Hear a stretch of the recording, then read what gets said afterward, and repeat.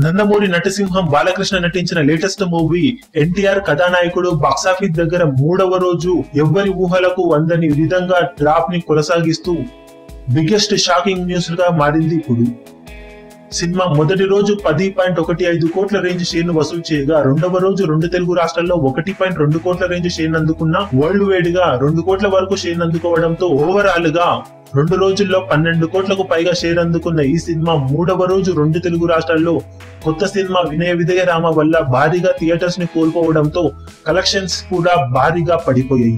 ఎంత భారీగా అంటే 3వ రోజు సినిమా కలెక్షన్స్ కొన్ని ఏరియాలలో డెఫిసిట్ లో పడగా, ఓవరాల్ గా 3వ రోజు 2 తెలుగు రాష్ట్రాల్లో ఈ సినిమా కేవలం 50 లక్షల షేర్ మాత్రమే వసూలు చేసి దిమ్మ తిరిగే షాక్ ఇచ్చింది. ఒక భారీ బడ్జెట్ తో తెరకెక్కి 70 కోట్ల రేంజ్ బిజినెస్ ను సొంతం చేసుకుని రిలీజ్ అయి పాజిటివ్ టాక్ తో మినిమం 3 స్టార్ రేటింగ్ ను సొంతం చేసుకున్న సినిమా 3వ రోజు ఇంత తక్కువ కలెక్షన్లను సాధించడం ట్రేడ్ విశ్లేషకుల మైండ్ బ్లాంక్ చేసిందని చెప్పాలి. ఓవరాల్ గా 3 రోజుల వరల్డ్ వైడ్ కలెక్షన్స్ 13 కోట్ల లోపే ఉండటం దిమ్మ తిరిగే షాకిస్తుందనే చెప్పాలి.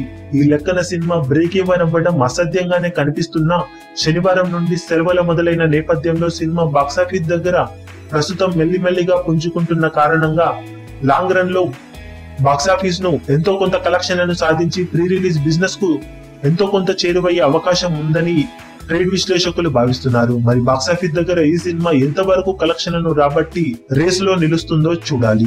ఈ వీడియో మీకు నచ్చినట్లయితే లైక్ చేయండి, షేర్ చేయండి, ఛానల్ ను సబ్స్క్రైబ్ చేయడం మర్చిపోకండి. ఏ చిన్న అప్డేట్ ను మిస్ అవ్వకూడదు అనుకుంటే బెల్ ఐకాన్ ని ప్రెస్ చేయండి.